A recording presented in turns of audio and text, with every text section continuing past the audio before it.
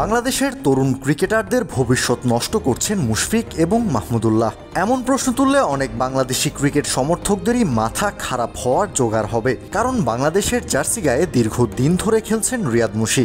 বিশেষত ওয়ানডে ফরম্যাটে টাইগার শিবিরের নিয়মিত মুখ এ দুজন। বাংলাদেশের ট্রফি ক্যাবিনেট শূন্য, নেই কোনো আন্তর্জাতিক শিরোপা। তবুও বাংলাদেশের ক্রিকেটের যা কিছু অর্জন তার সবটা জুড়েই জড়িয়ে আছেন মুশফিক রিয়াদরা। বাংলাদেশের ক্রিকেটের যতটুকু উত্থান সাধিত হয়েছে পুরো সময়টা জুড়েই রিয়াদ মুশি ছিলেন দলের সাথে। সেদিক থেকে কৃতজ্ঞ থাকা উচিত বাংলাদেশি সমর্থকদের। তবে বাইরের দেশের ক্রিকেট বোদ্ধারা মোটেও রিয়াদ মুশির এই লম্বা সময় ধরে খেলা চালিয়ে যাওয়ার পক্ষে না। বিশেষ করে যখন তরুণদের দায়িত্ব নিয়ে দলের হাল ধরার সময়, তখনও দলে নিজেদের জায়গা আঁকড়ে ধরে থাকা পছন্দ না তাদের। সফলতার পাশাপাশি বরাবরই বড় মঞ্চে বাংলাদেশকে হতাশও করেছেন তারা। ক্যারিয়ারের পরন্ত বেলায় এসেও নিজেদের অবসরের ঘোষণা দেননি। তাই তো চ্যাম্পিয়ন্স ট্রফিতে নিউজিল্যান্ডের বিপক্ষে ম্যাচে ব্যাট হাতে ব্যর্থ হওয়ার পর তাদের এক হাত নিয়েছেন সাবেক ভারতীয় ক্রিকেটার দীনেশ কার্তিক। তারা প্রায় 16-17 বছর ধরে একসাথে খেলছে, কিন্তু তাদের দেশের জন্য কিছুই জিততে পারেনি। তাহলে এত লম্বা সময় তাদের খেলানোর লাভটা আসলে কি?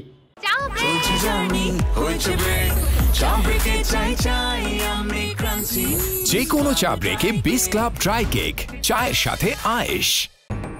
শুধু তাই না, 2023 ওয়ানডে বিশ্বকাপের পরই রিয়াদ মুশি অবসরে যাবেন এমনটাই ভেবেছিলেন কার্তিক, কিন্তু তাকে অবাক করে দিয়ে এখনও খেলা চালিয়ে যাচ্ছেন মুশফিক রিয়াদরা। আর এই ব্যাপারটাকে জুনিয়র ক্রিকেটারদের সুযোগ নষ্ট করা হিসেবে বিবেচনা করছেন তিনি।